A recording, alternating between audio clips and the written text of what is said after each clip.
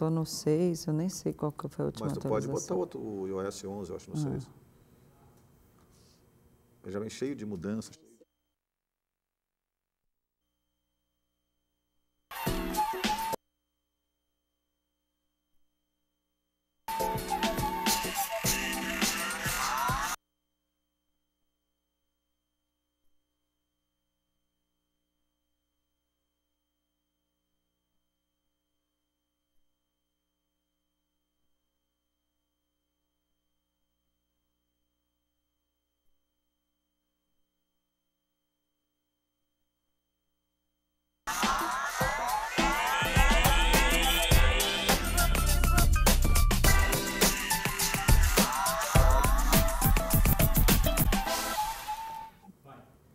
Salve, muito boa noite. Olha, onde há dúvidas, que eu leve a fé. Onde há ódio, que eu leve o amor. Onde há ofensa, que eu levo o perdão. Hoje é o dia de São Francisco e nós começamos assim, o Frente a Frente, hoje num dia também tumultuado na política aqui. Denise Rotenburg está aqui comigo nessa mesa redonda. Nós vamos entrevistar hoje o ex-presidente da Câmara dos Deputados, o deputado Marco Maia, do PT do Rio Grande do Sul. Denise, a votação dessa reforma política foi um fiasco, né? É verdade, pelo que se esperava, nós estamos aí, né, deputado, com uma série de problemas nessa área. O governo, o Congresso não fez a reforma política que a sociedade esperava e ainda está agora à noite criando um fundo para financiar as campanhas. Agora, de onde virá o dinheiro é que é uma grande discussão ainda no parlamento. E tivemos também essa semana, né, Zé Maria, né, deputado, as brigas do PSDB. Parece que os tucanos entraram numa disputa sem fim. Tucano brigando para ver se devolve ou não devolve o mandato de Aécio Neves. Os tucanos brigam se vão ou não vão relatar o processo contra o presidente Michel Temer.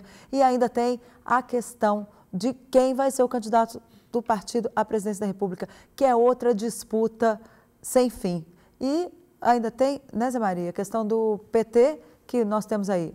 Lula, o PT tem um candidato, mas não sabe se esse candidato vai conseguir condições jurídicas de ser candidato. Hoje eu percebi no Senado uma tendência forte de apressar ali a saída do senador Aécio Neves da presidência do PSDB, passar definitivamente para o senador Tasso Gereissati. Outra observação do dia é que o governo perdeu a maioria garantida na Câmara e também no Senado, isso na votação da medida provisória do Moreira Franco. A medida provisória que dá um foro privilegiado ao ministro da Secretaria-Geral da Presidência da República.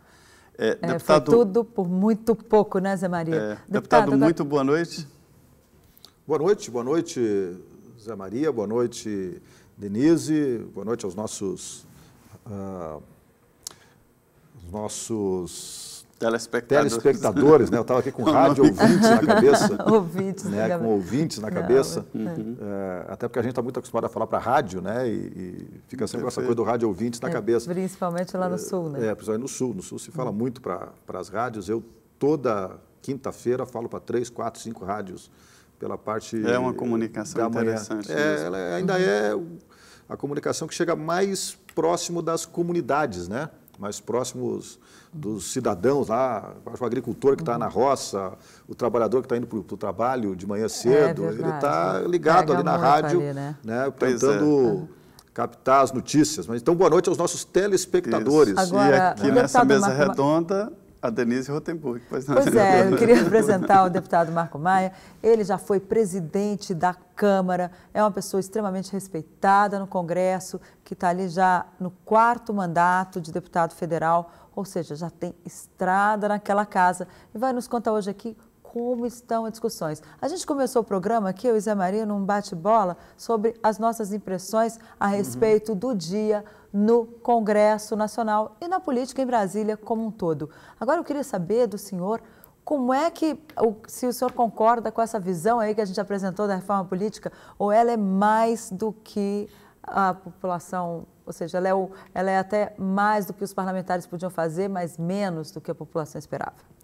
Olha, Denise, primeiro eu quero gastar um minuto aqui. Você começou falando do São Francisco de Assis. Hoje é o dia. Deixar uma dica aqui, eu em 1994, portanto já se vão aí mais de 25 anos, eu fiz uma viagem para a Itália e nesta viagem na Itália tive a honra e a satisfação de ir até a cidade de São Francisco. São Francisco, muito bonito. Que é uma cidade muito bonita, fica num morro, onde tem lá a igreja de São Francisco, onde estão os restos mortais do São Francisco. Mais acima você tem o convento, ou o seminário onde ele morou por muito tempo. É uma boa viagem, né? Uma boa dica de viagem para quem gosta do turismo religioso. Esta viagem à Itália para conhecer um pouco da história de São Francisco, é uma história belíssima, né?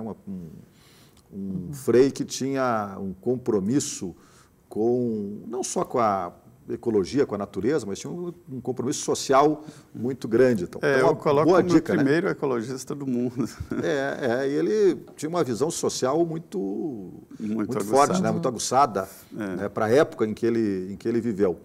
Bom, Denise, eu tenho uma dica para quem estiver planejando alguma viagem aí para a Europa ou para algum lugar fora do Brasil. A cidade de São Francisco de Assis, na Itália, é uma cidade muito bonita e vale a pena ser visitada. Olha, esse tema da reforma política, Denise e Zé Maria, eu sou suspeito para falar porque eu te confesso que nunca acreditei muito que nós pudéssemos produzir com este Congresso e com este Parlamento uma reforma política de fato.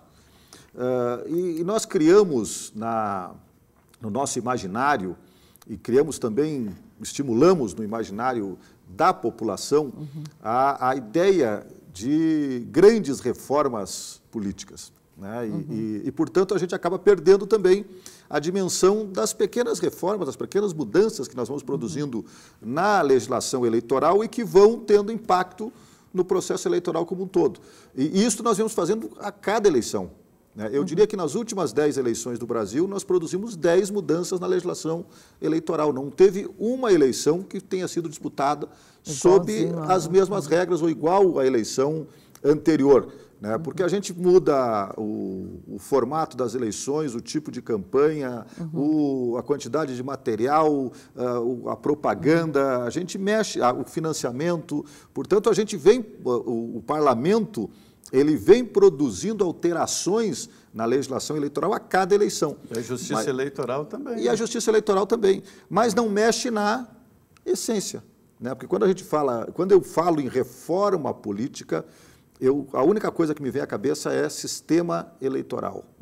Né? É mexer na forma como os deputados federais e os deputados estaduais e os senadores são eleitos. Né? E isto nós temos sido incapazes de mexer, de mudar isto. Por quê? Porque não há um acordo nem no parlamento e também não há um acordo na sociedade brasileira sobre esse tema. Cada um quer uma coisa. Cada um quer uma coisa. Então, como a sociedade brasileira não tem um acordo, isso se reflete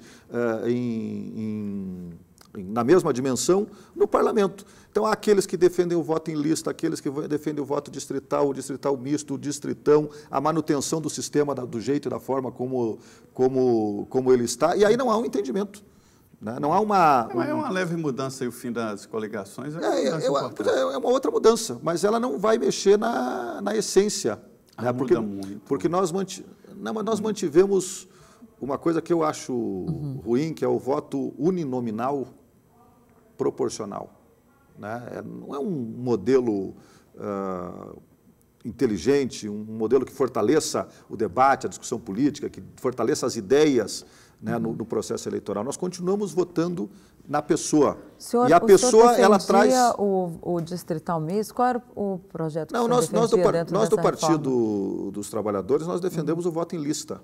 Né? Porque ou seja, o partido apresenta lá a relação de seus candidatos e o eleitor olha ali e fala, bom, com essa lista aqui eu concordo, então eu voto nesse partido. Mas o eleitor não vai votar na lista propriamente dito. O eleitor vai votar no projeto, do partido, na proposta que está sendo apresentada pelo partido. Certo? O cidadão, ele é consequência disto, desta proposta, desse projeto. Qual é o problema da votação, da forma como nós votamos? Nós votamos na pessoa, né, no cidadão. Então, o cidadão vem com as suas ideias, com as suas propostas. E nem sempre aquilo que o cidadão diz lá para o eleitor, aquilo que ele conta para o eleitor, aquilo que ele apresenta para o eleitor como sendo as suas ideias, as suas propostas, é aquilo que ele pratica quando ele chega aqui no parlamento. E nós acabamos reforçando no Brasil a ideia de que o eleitor ele não acompanha o desempenho do seu eleito. Né? Por quê? Porque como o sistema é proporcional, muitos dos deputados que concorrem, dos candidatos que concorrem, não se elegem. Você já está há quanto tempo na Câmara? Eu estou no quarto mandato de deputado. Né? Então, mas eu acho que esse detalhe aqui é importante reafirmar, Zé e Denise, porque você pega lá num estado, como o estado do Rio Grande do Sul, então você tem lá 400 candidatos a deputado federal. Apenas 30 desses 400 se elegem. Então tem 370 que tiveram votos, que foram votados, que tiveram apoio de algum eleitor, mas que não se elegem. Então, apenas aqueles 31 na eleição proporcional são aqueles que são... Então, geralmente, o cidadão... Os ele que não têm votos suficientes para poder chegar, conquistar uma vaga, né? Os outros têm que somar... E contam os votos que foram somados dos outros. Então. Mas aí o eleitor acaba não se sentindo representado. Por quê? Porque ele não votou no projeto, ele votou no cidadão. E o deputado dele não se elegeu, por exemplo, ele ficou sem representação. E se elegeu lá um deputado que muitas vezes contou com o voto dele no sistema proporcional, mas que não tem absolutamente nada a ver com as suas ideias, com as suas convicções. Até de outro partido, pode ser. Então, o fim das coligações acaba com isso. O fim das coligações vai ajudar, melhorar, mas ainda volto a dizer aqui, nós não mexemos na essência da política no país, que é você mudar esta forma do eleitor se relacionar com os deputado, candidatos. Eu queria dizer sobre essa reforma política que foi tentada, vendida como uma grande mudança no sistema político nacional, e depois a gente viu que se tratava de uma tentativa de saída desesperada dos deputados e senadores para tentar a sobrevivência política, ou seja, a reeleição. Isso ficou muito claro na tentativa de um fundão de financiamento público, que eu sei que o partido do senhor defende, mas também outras medidas. Então, é muito difícil fazer uma reforma política para o próximo ano, para a próxima eleição. Não seria o caso de fazer uma reforma política completa para daqui a 10 anos ou daqui a 4 eleições? Mas eu sou defensor de que nós temos que trabalhar com a ideia de uma constituinte exclusiva para a reforma política. Então, nós elegeremos... Maioria simples. Não, eu já apresentei uma proposta de emenda à Constituição tratando sobre esse assunto. E aí o que aconteceria? Na eleição, se houvesse um acordo sobre isso também, porque nosso problema sempre é a falta de acordo interior. Se houvesse um acordo, nós elegeríamos em 2018 agora um número X de parlamentares exclusivamente para fazer a reforma política. Então, eles teriam um prazo de 180 dias, 6 meses, trabalhariam aquele período e, no final daquilo, apresentariam um projeto, votariam, e aquela seria o modelo eleitoral que o Brasil teria por mais 20, 30 anos. Então. E eles poderiam ser eleitos? Sistema unicameral. Seriam eleitos 150 parlamentares. Eles poderiam ser eleitos em seguida, deputados? Não, só na próxima eleição. Ali naquela eleição, não. Eleitos só para essa tarefa. Só para essa tarefa, para cumprir esta atividade. Aí os eleitores, você, Denise, você, Zé Maria, quando fossem escolher o seu deputado constituinte, você teria que tratar sobre o tema da política. Você teria que discutir, bom, eu quero eleger um deputado que defenda esta e esta e esta concepção, esta e esta ideia de sistema eleitoral e tal. Porque hoje o que acontece? O cidadão, quando vai eleger um deputado, o tema da política passa longe da eleição. Às vezes o cara elege lá o pastor, que não tem absolutamente nada a ver com o tema da política, elege um empresário, porque o cara tem mais dinheiro e tem condições de contratar mais cabos eleitorais e faz a campanha, elege lá um latifundiário. Então, a representação, ela não necessariamente está vinculada às ideias, ao projeto, ao entendimento que a sociedade tem em relação ao país, ou em relação à política e tal. Se nós fizéssemos uma constituinte exclusiva para a reforma política, os temas da política seriam debatidos, seriam discutidos pela sociedade, e aí você escolheria um constituinte, que estaria vinculado à sua visão, à sua concepção. Você votaria, alguém que estivesse vinculado à sua ideia. Mas pelo que a gente vê, não vai ser este ano, nem tampouco no outro, que nós vamos conseguir chegar a esse esse entendimento. sistema.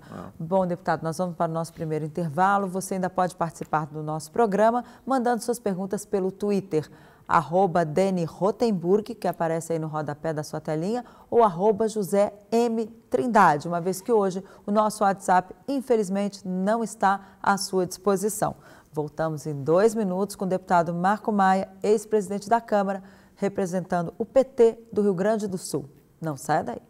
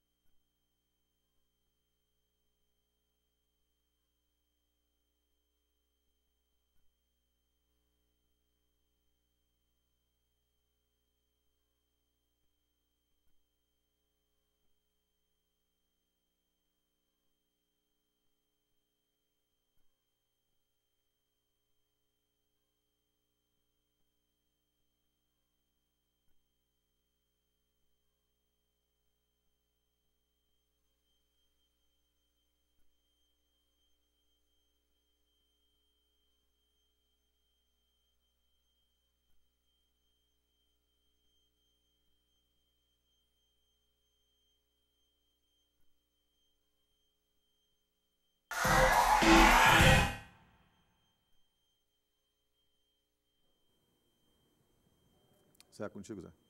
Olá. Pois não, olha, nós vamos agora ao segundo bloco daqui do Frente a Frente. Denise. Não, é o seguinte, a pergunta que eu estava pronta aqui para fazer para o senhor deputado é que nós estamos... Qual a surpresa, qual o mistério que mantém o ex-presidente Lula, a que o senhor atribui a permanência do ex-presidente Lula na liderança de todas as pesquisas para a presidência da República no ano que vem? Por mais que ele esteja aí investigado, né, condenado em primeira instância por um dos processos que ele responde hoje, toda vez ele tem que ir lá prestar depoimento em Curitiba, há toda essa investigação envolvendo o ex-presidente, mas perante a população parece que ninguém o substitui. Como é que o senhor explica essa preferência pelo presidente Lula? Denise, eu acho que essa questão tem duas vertentes, né, ou duas questões centrais, fundamentais. A primeira delas é que todas as acusações que são feitas contra o presidente Lula são muito frágeis, né, elas são muito inconsistentes. Você não tem uma conta do presidente Lula no exterior, você não tem uma mala de dinheiro, você não tem uma denúncia, você tem falas de delatores e que muitas vezes estão sendo pressionados a delatar. Olha a situação do Palocci, o advogado do Palocci agora há pouco dá uma declaração dizendo que o Palocci foi torturado para dar as declarações que o processo, pressionado pela equipe do Ministério Público de Curitiba que queria encostar um advogado acostumado a fazer as delações. Então, as próprias delações premiadas estão entrando agora numa fase de questionamentos muito fortes, consistentes. Especialmente depois da JBS. Especialmente depois da JBS. Mas vem um acúmulo agora de informações chegando aí enorme sobre o tema das delações. Mas, então, as denúncias contra o presidente Lula são denúncias muito frágeis. Bom, a denúncia do pedalinho, do o apartamento no Guarujá, lá de 100 e poucos metros quadrados, do sítio. Então, são denúncias muito frágeis e que não dão conta de compensar as denúncias que atingem outros integrantes da República. Desculpa, as malas de dinheiro... Não são denúncias frágeis, não, né? São denúncias pesadas, algumas com provas assim, evidentes. Tipo qual? Eu vou enumerar. Primeiro, o senhor falou do pedalinho. O sítio. O sítio, é claro que, apesar de não estar em nome do presidente Lula, ele usava, porque ali estavam objetos pessoais. Mas ele nunca negou que usasse o sítio? Não há uma negativa. Mas ele não só usava, ele reformou, ele usava no sentido de que era dele. E não está em nome dele reforça a denúncia. Por outro lado, tem a história do triplex também, que ele foi visitar e o próprio representante da empresa disse que era para ele. E, por outro lado, também o Instituto Lula, a compra do terreno para o Instituto Lula, são várias provas que indicam que realmente ele recebia presentes das empreiteiras. Mas a Maria, e você está falando todo aqui de casos que aconteceram depois que ele saiu da presidência da República. Veja você, o presidente Lula é o único ex-presidente do mundo que não pode dar uma palestra, que não pode dar um seminário. O Obama agora está andando no mundo, dando palestra, ganhando rios de dinheiro para fazer isso e tal, e patrocinado por empresas. Então, o Fernando Henrique Cardoso, quando saiu da presidência da República, antes de sair da presidência da República, reuniu os empresários no Palácio do Alvorada, os mesmos empreiteiros que estão aí, e pediu: eu preciso que vocês me ajudem com o meu instituto. Então, o presidente Lula é o único que não pode fazer isso. Né, que tá sendo, por isso que eu volto a dizer que as denúncias são todas elas frágeis. Não há absolutamente nenhuma intervenção do presidente Lula em nenhum contrato da Petrobras ou de qualquer empresa para dizer: faça esse contrato porque eu quero receber tantos milhões de reais. Mas no momento em que ele facilita a chegada desses empresários à Petrobras, levando muitos deles a conversar com o presidente Dilma Rousseff, na época dos muitos contratos ainda no governo Dilma, isso não pode caracterizar aí uma interferência indevida no momento em que ele como um lobista... Denise, mas um presidente da República, um ex-presidente da República, é óbvio que é procurado por todos os setores da sociedade brasileira. Nós aqui estamos cometendo um outro equívoco enorme, eu tenho falado sobre isso sempre que posso. Se você recebe uma empresa chinesa aqui no Brasil, a empresa chinesa que vem investir no Brasil, ela vem investir com recurso de onde? Com recurso do governo chinês, do BNDES chinês, a empresa americana, a francesa, a sueca, qualquer uma delas. Os suecos agora venderam aviões para o Brasil, vão ser financiados os aviões pelo governo sueco, que tem todo o interesse em ajudar a empresa nacional. Então, é verdade. Nós estamos criminalizando. Isso não é crime, mas gente. Mas o que a justiça está apurando, o senhor tem razão. Mas o que a justiça está apurando é que havia contrapartida para os financiamentos. Né? Não, mas aí você está entrando numa outra coisa. Uma coisa é você pegar recursos para o seu bem-estar pessoal ou para você enriquecer. Outra coisa que nós estamos confundindo nesse processo sempre é financiamento de campanhas eleitorais, que existe no Brasil desde 1500. Né? E que nós acabamos com o financiamento empresarial agora, fazem 2 anos que nós acabamos com o financiamento empresarial. Então, isso também é uma coisa muito ruim que nós temos produzido neste momento no Brasil. Eu dou graças a Deus que nas minhas últimas 2 campanhas eleitorais, eu não tive 1 centavo de nenhuma empreiteira envolvida com a Petrobras. Contribuição oficial. Contribuição oficial. Porque se eu tivesse contribuição oficial, qualquer delator podia ter chegado lá e ter dito: não, eu dei uma contribuição oficial para o deputado Marco Maia, porque está lá na conta dele, porque ele me ajudou em algum negócio, em algum...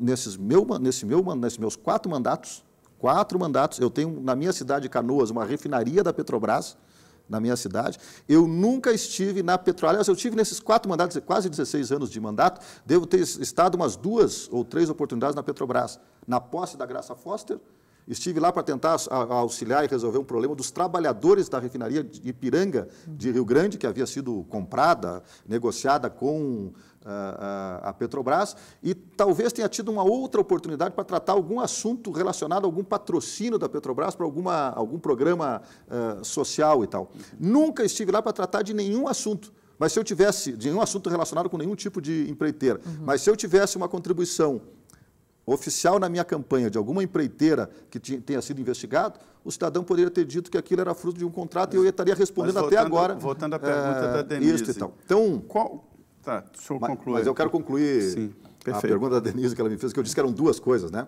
Então, a primeira é essa, que eu acho que exageram aqueles que acham que o Lula tem algum problema de corrupção e tal, e o povo não é bobo, o povo está percebendo isso. 2, vou contar aqui até uma história peculiar e tal. Em 2014, eu viajei à China, junto com o Henrique Eduardo Alves, na época presidente da Câmara dos Deputados, que hoje está preso. Que hoje está preso. E Eduardo Cunha, que hoje está preso. Que também está preso. E nós fomos, o Eduardo Cunha, na época, era líder do PMDB. Não estava só ele, estava o deputado Antônio Embaçaí nessa missão também, estava o deputado Arlindo Quinagli. E nesta oportunidade eu conversei muito com o deputado Eduardo Cunha, que na época era líder do PMDB, mas já almejava a presidência da Câmara em 2015. E o deputado Eduardo Cunha, naquela oportunidade, dizia que a Dilma não se reelegeria à presidência do país, do Brasil. E ele apoiaria o Aécio Neves. Ele declarava isto, que apoiaria o Aécio Neves. E eu dizia para ele já naquela oportunidade, deputado Eduardo Cunha, isto é uma ilusão. A presidenta Dilma vai ganhar esta eleição. Por uma questão muito simples. Os programas realizados pelo governo do presidente Lula e da presidenta Dilma, os programas sociais, são muito fortes, muito contundentes. Eles chegam lá na ponta. Eles resolveram problemas históricos da população brasileira. Então, o Luz para Todos, que levou 12 milhões de famílias a ter energia elétrica em casa que não tinham. O Minha Casa Minha Vida, que chegou a propiciar a moradia para milhares de brasileiros, o ProUni, que levou filhos de trabalhadores e trabalhadoras à universidade. Hoje mesmo, conversando com um prefeito aqui na Câmara do PP, aliás, do PDT, de uma cidade no interior, ele dizia, olha, eu não tenho como não votar no presidente Lula se ele for candidato, porque eu sou hoje advogado e sou prefeito, porque eu estudei no ProUni, eu e a minha esposa. Conheci ela na universidade, nós estudamos através do ProUni. Se não fosse o ProUni, nós não tínhamos tido condições de estudar. São mais de 18 universidades federais novas criadas no Brasil. Será candidato?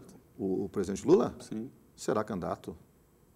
Eu hoje não tenho absolutamente nenhuma dúvida disso. Mas isso ainda é uma discussão que tem que passar pela justiça, né? Tem que passar pela justiça. Gente, mas aqui... TRF da aqui primeiro, eu não acredito que o TRF da 4ª Região irá condenar o presidente Lula neste processo do triplex. Porque, volto a dizer, não tem absolutamente nenhuma prova. O juiz lá da 4ª Vara de Curitiba foi completamente imparcial nesse julgamento. Porque ele não tem absolutamente nenhuma prova que diga que tem um documento que diga que esse apartamento aqui é do Lula. Então, não há absolutamente isso. Então, primeiro, eu não acredito nisso. Segundo, que todos os prazos médios... dele é de que a falta de documento é a prova mais forte, né? Porque... Mas o que é isso, gente? Situações como esta, a pessoa tenta mesmo ocultar patrimônio. Gente, mas ali não tem não tem dinheiro, não tem ocultação. Aliás, tem o presidente Lula admitindo o tempo todo, olha, nós tínhamos o interesse de comprar o apartamento. Nós pagamos uma cota do apartamento. Depois não compramos porque não nos interessou mais o apartamento, eu não tive mais interesse no apartamento. Isso é uma coisa completamente normal. Eu conto uma história pessoal, porque eu posso ser acusado de estar tendo alguma coisa. Há cerca de 4 anos atrás eu comprei um apartamento na planta e paguei R$700 por mês de lá até agora nesse apartamento na planta. Agora o apartamento está ficando pronto. A construtora chegou para mim e disse, olha, Marco, eu preciso te repassar o apartamento. Tu tem que me dar 250 mil ou 300 mil reais pelo apartamento. Eu não tenho esse dinheiro para te dar. Ele está dizendo, como é que vão fazer? Eu não sei, então tem que fazer um financiamento. Eu também não posso fazer financiamento, eu não tenho recurso para fazer financiamento. Qual é a opção que ele me deu? Não, então nós temos um outro prédio que nós estamos iniciando a obra, que vamos entregar em 2021. Então eu pego aquele dinheiro que tu deu, aqueles 700 pila por mês que tu deu há 4 anos, somo tudo aquilo, desconto 6%, que é a troca do imposto, e tu vai dar de entrada nesse outro que tu vai continuar pagando os teus 700 pila por mais 5 anos, para lá em 2021 tu vê se tu vai ter condições de fazer. Não tem crime nenhum nisso. Onde é que está o crime nisso? É uma situação completamente... Você não foi presidente vai da ter toda uma República. briga judicial ainda, né? Mas eu primeiro estou dizendo isso. Segundo, eu quero dizer o seguinte, se não houver malandragem, certo? Porque nós estamos vivendo também um estado de exceção. As pessoas julgam, prendem, fazem condução coercitiva. A lei, ela deixou de existir há alguns anos no Brasil. Né? Se vou levar, nós temos agora aí o caso de um professor, de um reitor de uma universidade que se suicidou, né, em função de uma situação vexatória que ele passou, de uma condução coercitiva desnecessária. Né? Então, se a regra do jogo for cumprida, o presidente Lula não será julgado até o dia do seu registro para a candidatura. Por quê? Porque esse é um processo normal, natural, os recursos que vão ser utilizados daqui até lá e tal. Agora eu já vi aqui um julgamento de um recurso do presidente Lula, que em outros casos demoram 6 meses, 7 meses, 8 meses, ser julgado em 72 horas por um juiz. O pedido de anulação do impeachment no STF já vai fazer 1 ano e 2 meses que está lá para ser julgado e não andou um passo dentro do STF. Aliás, agora antes de sair, o Janot fez o seu parecer, mas faz 1 ano e 1 mês e não andou.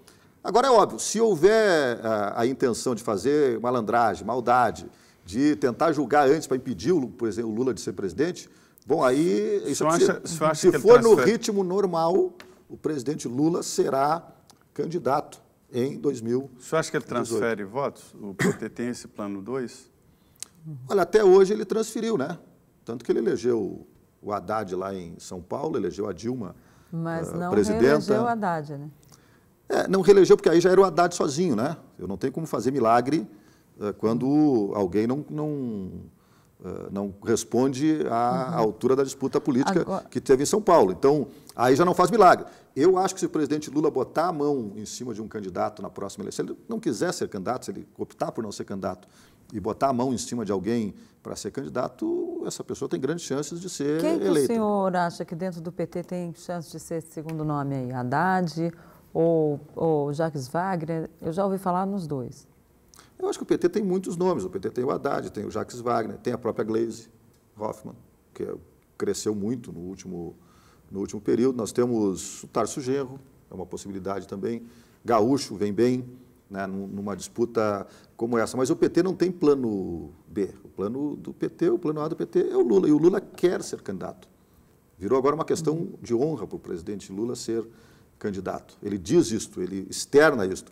E as caravanas que ele tem feito pelo Brasil têm deixado muito claro o potencial eleitoral dele, gente. Olha, eu acompanhei em Recife, em Pernambuco e na Paraíba a caravana do presidente Lula. Não fui em toda a caravana porque não havia condições objetivas de ir, mas fui a 2 estados, Pernambuco e Paraíba. E você vê o carinho, o sentimento que o povo tem por ele nas ruas, por onde ele passa. As caravanas, né? Então, você acha, Zé? Não, Zé, pelo amor de Deus. Vá junto na próxima, a Minas Gerais. Vá junto, que você vai ver a quantidade de gente. Óbvio, o Lula, ele não pode ir a todos os lugares. O Lula é uma pessoa que não pode sair na rua, não pode andar sozinho, não pode...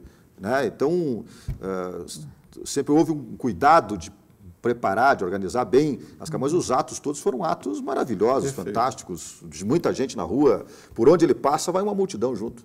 Perfeito. Nós estamos aqui no Frente a Frente hoje conversando com o deputado Marco Maia. Ele é do PT do Rio Grande do Sul, uma pessoa muito importante no partido e uma testemunha ali muito forte dos últimos acontecimentos políticos no país.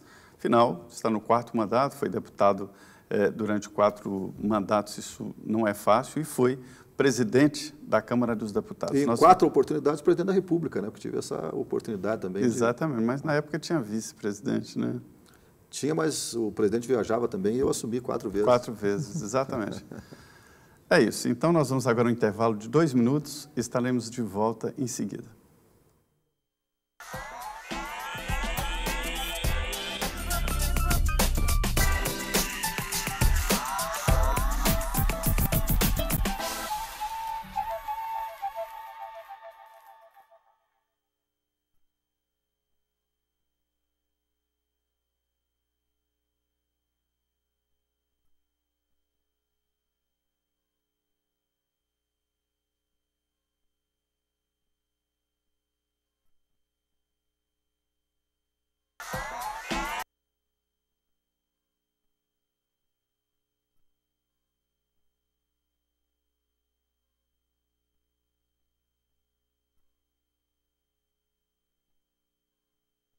Álvaro, né?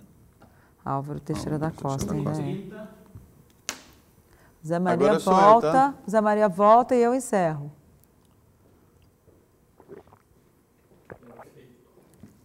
Mas No Rio Grande, os jazz associados nunca foram fortes, não, né? Não. Não, lá é a Mas lá RBS. mandava. Era uma TV, Lá é uma rádio. RBS. e uma- RBS. A RBS e o Correio do Povo, né? É. Rádio Daí Guaíba. Minas mandava. Aham. Tinha uma TV forte, uma rádio forte e Agora, o PT, se o Senado tiver...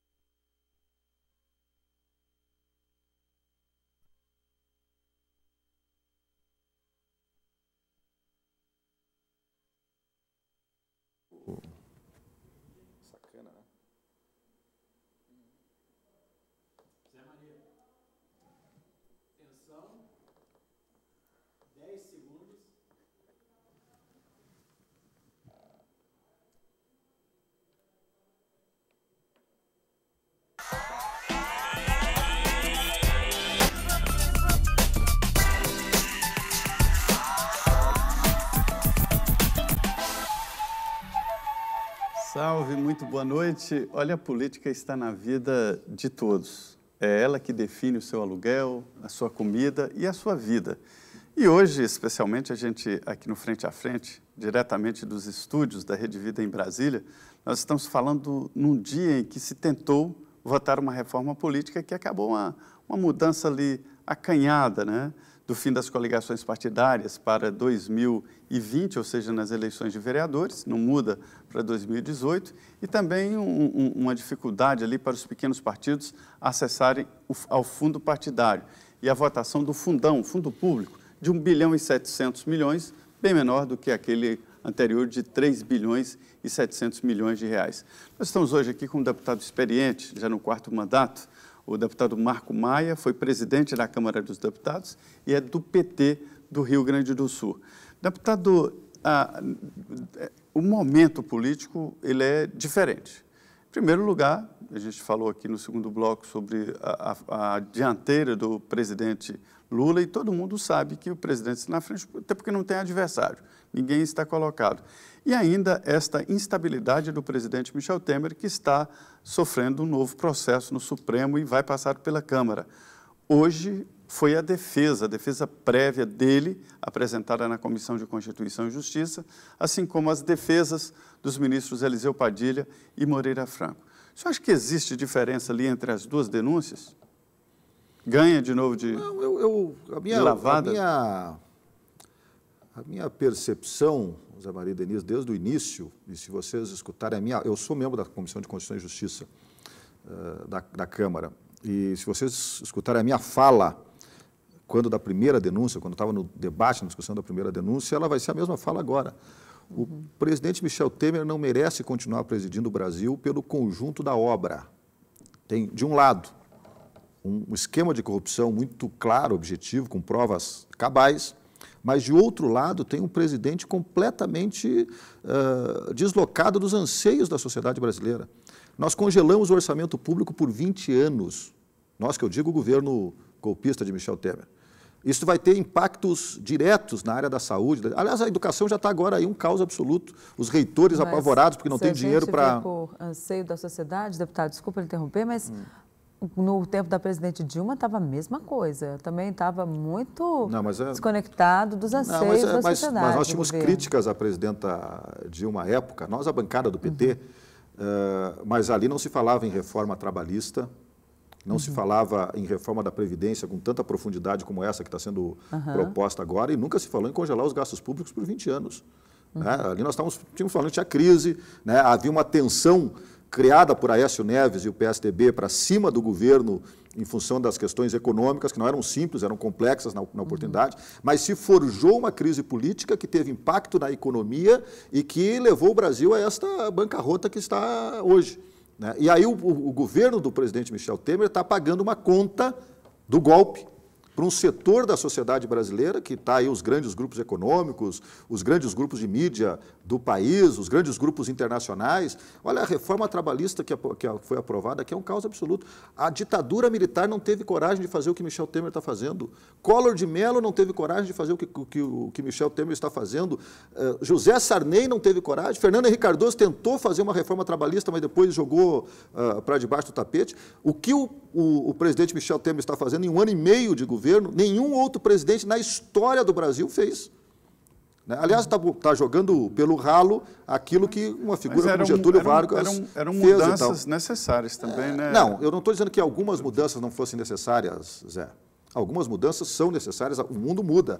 A conjuntura muda, a sociedade muda, a tecnologia hoje é diferente, a organização do trabalho é diferente. Agora, as mudanças profissões vão acabar. Agora, as mudanças que estão sendo feitas é de uma maldade tremenda com o trabalhador, com o cidadão mais comum, mais pobre, mais humilde desse país. Isto não tem explicação. Quando um governo se dá o desplante de tirar R$10 do aumento do salário mínimo, do próximo ano. É um Robin Hood, ao contrário, tira dos pobres para dar para os ricos, quando tinha que tirar dos ricos para dar para os pobres. O governo de Michel Temer está tirando R$10 do salário mínimo do próximo ano, que atinge a camada mais pobre da sociedade brasileira, e nós aprovamos essa semana uma medida provisória que deu bilhões de anistia para empresários, para devedores. Hoje eu conversava com um auditor eu conversava com o auditor da Receita Federal. Mas vai ser revisto, né, um pedaço dele. Mas eu conversava com o auditor da Receita Federal hoje que dizia perplexo. Ele dizia, olha, deputado, o que acontece é o seguinte, que ânimo nós temos hoje de cobrar uma dívida de algum devedor. Mas aí não foi o governo, né? Foi o Congresso que aprovou esse refis, né? O Congresso aprovou. Aumentou, né? O Congresso aprovou, enviado pelo governo golpista de Michel Temer e com a base do Michel Temer. Isso tudo é combinado. A expectativa de arrecadação era de quase 9 bilhões, agora caiu para 1 bilhão e 800 Isso tudo é combinado, gente. Isso tudo é combinado. Vocês estão pagando a conta do golpe. Então é um Robin Hood ao contrário, tira dos pequenos para dar para os ricos, em vez de tirar dos ricos para dar para os pequenos. Isto é que, na minha avaliação, tem que condenar o presidente Michel Temer, o conjunto da obra, aquilo que representa esse governo para a sociedade brasileira. Não foi o PT que resgatou esse grupo de Michel Temer, levando eles à vice-presidência da República, né? Lula fez de Gedel Vieira Lima ministro. Como é que foi isso? Não, mas esse é um problema... O PT não faz aí o seu meia-culpa erramos? Onde foi que o PT errou? Foi só para levar essa turma de volta à ribalta do poder? Ou houve erros também cometidos pelo Partido dos Trabalhadores, que até hoje o partido não fez aquele, perdão, eleitores, não fez o meia-culpa? Quando é que isso vai ser feito? Mas eu acho, Denise, aqui nós voltamos de novo ao tema da reforma política. E aquilo que nós conversávamos no início. Nós vivemos num país onde nós elegemos o presidente de um partido e o parlamento de outro partido, de outra maioria. Mas o PT nunca teve a maioria do parlamento brasileiro. Hoje nós somos 58 deputados. Então, no Brasil, é necessário, para governar, se fazer coalizões. Mas fazer o PT alianças. Já não sabia que esse grupo do PMDB era para lá de enrolado? Mas nós temos que fazer alianças no Brasil. É assim que as coisas funcionam. Nenhum presidente que seja eleito por este modelo eleitoral que nós temos, por esse sistema eleitoral que nós temos aqui, vai governar sem fazer aliança. Mas era necessário fazer aliança com esse grupo do PMDB? Não, mas o PT, no primeiro governo do presidente Lula, nós não tínhamos aliança com o PMDB inteiro, tinha aliança com um setor, uma parcela do PMDB. Agora veja como as coisas são... com Michel Temer que não chegou a fechar, né? Agora veja como as coisas são difíceis, elas não são simples, se elas fossem simples, elas eram resolvidas com facilidade. Claro. Os maiores defensores do Michel Temer hoje na Câmara dos Deputados são os deputados do PMDB do Rio Grande do Sul. Tarcísio Peronde, Alceu Moreira.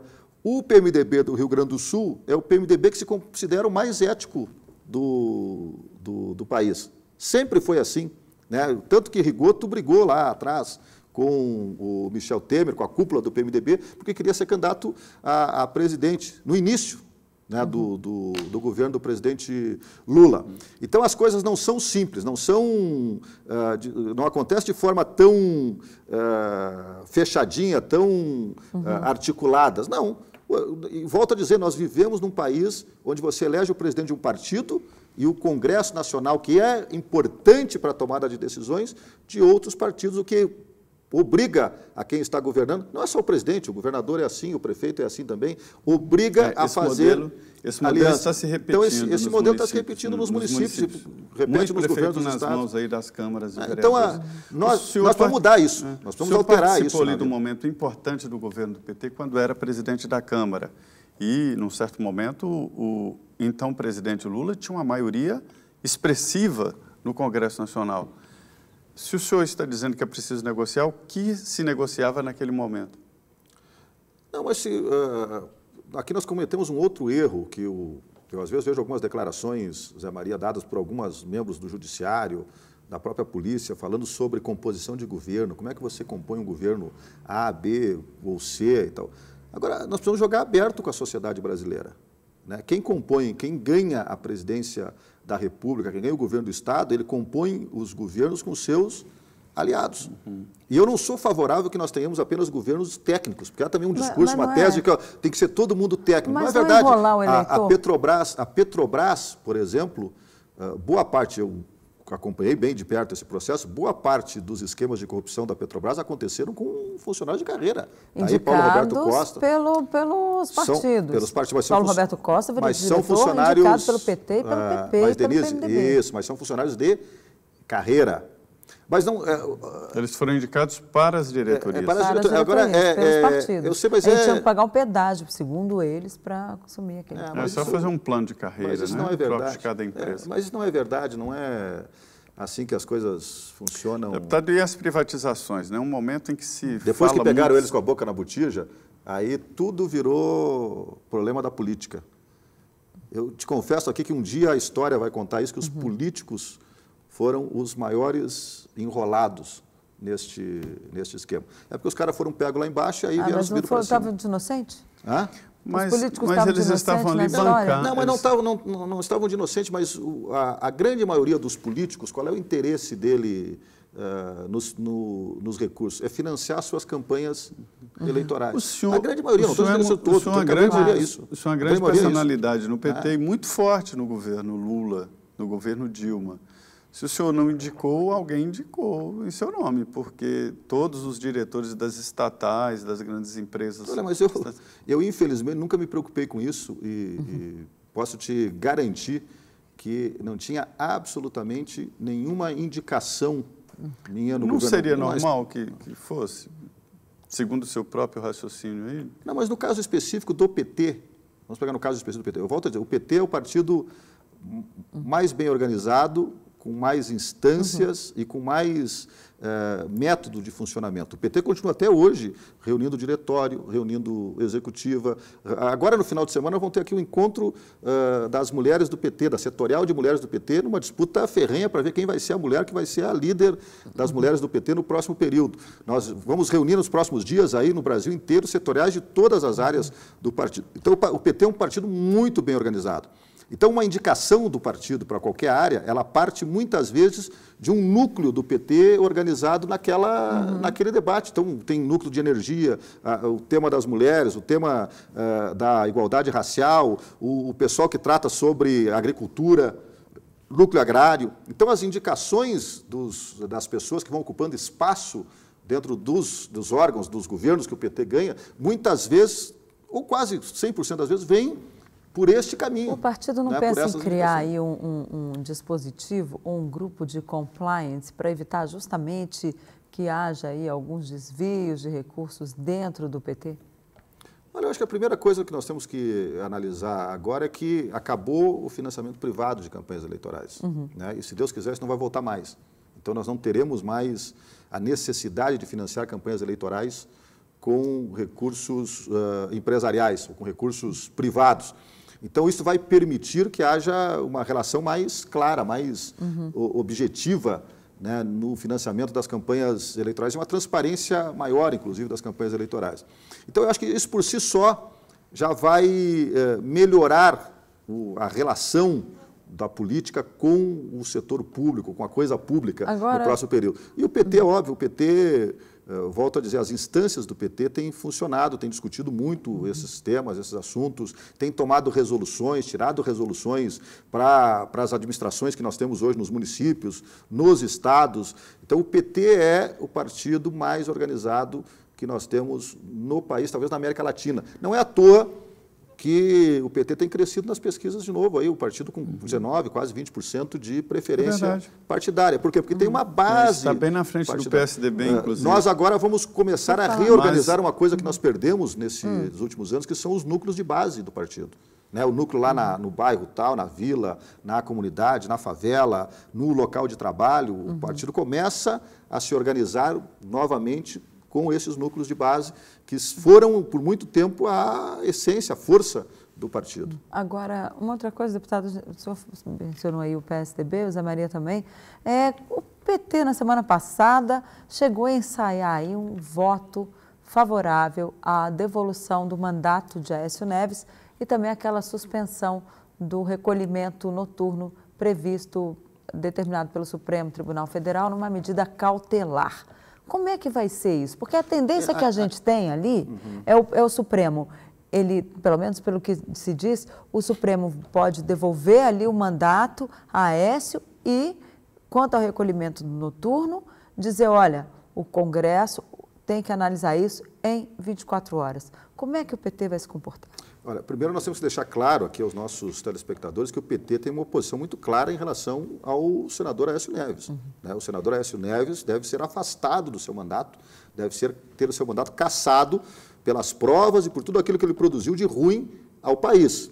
Agora, a quem cabe fazer esta cassação? Que aí esse é o debate mais institucional, mais constitucional, tanto que o PT já encaminhou o pedido de abertura de um processo no Conselho de Ética do Senado contra o senador Aécio Neves para pedir a cassação do seu mandato. Agora, aqui nós vamos separar as duas coisas. Então, primeiro, o PT quer a cassação, nós não temos absolutamente nenhum compromisso com o senador Aécio Neves por tudo aquilo que ele já fez de ruim para o Brasil e para o país. Agora, outra coisa é o papel dos poderes. Eu fui presidente da Câmara, e uma das coisas que eu sempre primei quando fui presidente da Câmara foi a harmonia e a independência dos poderes. Então, não há em nenhum artigo da Constituição, nenhum parágrafo, não há nenhuma frase escrita dizendo que o Supremo Tribunal Federal caça mandato de parlamentar, esteja ele na Câmara ou no Senado. Você acha que a emenda à Constituição deve ser aprovada no Congresso? Há essa tese, né? Para ficar muito claro isso. Eu sou favorável de que o parlamento não julgue os próprios parlamentares. Eu sou favorável a essa tese. Eu acho que o Supremo Tribunal Federal pode ter esta responsabilidade, mas não tem hoje esta responsabilidade ainda. Esta responsabilidade hoje é da Câmara dos Deputados e do Senado. Então, quando o STF toma uma decisão destas, ele está entrando numa prerrogativa que é uma prerrogativa do Parlamento. Assim como eu não quero que o Parlamento entre nas prerrogativas do Judiciário ou do Executivo, nós não podemos querer também que esses poderes entrem nas prerrogativas da Câmara e do Senado. Então tem que separar as duas coisas para não criar uma confusão achando que o PT está protegendo o Aécio Neves. Não, estou protegendo o Aécio Neves. Nós aqui estamos defendendo uma instituição e estamos defendendo a Constituição, que é um problema que nós estamos enfrentando hoje no Brasil. Tem muito pouca gente defendendo a Constituição do país. E isso vai nos trazer problemas ali na frente, porque quando o Estado Democrático de Direito começa a ser aviltado, né, crescem os fascistas, crescem os nazistas, crescem os grupos conservadores que querem conduzir a política à revelia da lei, o que nós não podemos, em absoluto, permitir que aconteça no nosso país. É verdade. Bom, deputado, infelizmente o nosso tempo acabou. Eu Essa agradeço muito a sua presença. Passa rápido, né? Passa rápido mesmo. Conversa boa. Não podemos tocar até a meia-noite hoje? Né? Não, porque agora vem o Jornal da Vida, né, Zé Maria? Exatamente. Pois muito obrigado, Denise. Deputado, obrigado por ter saído, inclusive, do plenário lá da Câmara dos Deputados na votação da reforma. Me convida que eu venho para cá de novo. E lá a votação continua, né? Continua, o senhor ainda vai voltar? Sair daqui agora, volto para lá, porque nós devemos ter votação até tarde da noite. Perfeito. Bom, muito obrigada, boa noite para você que nos assistiu e fique agora com o Jornal da Vida. Até a próxima quarta-feira.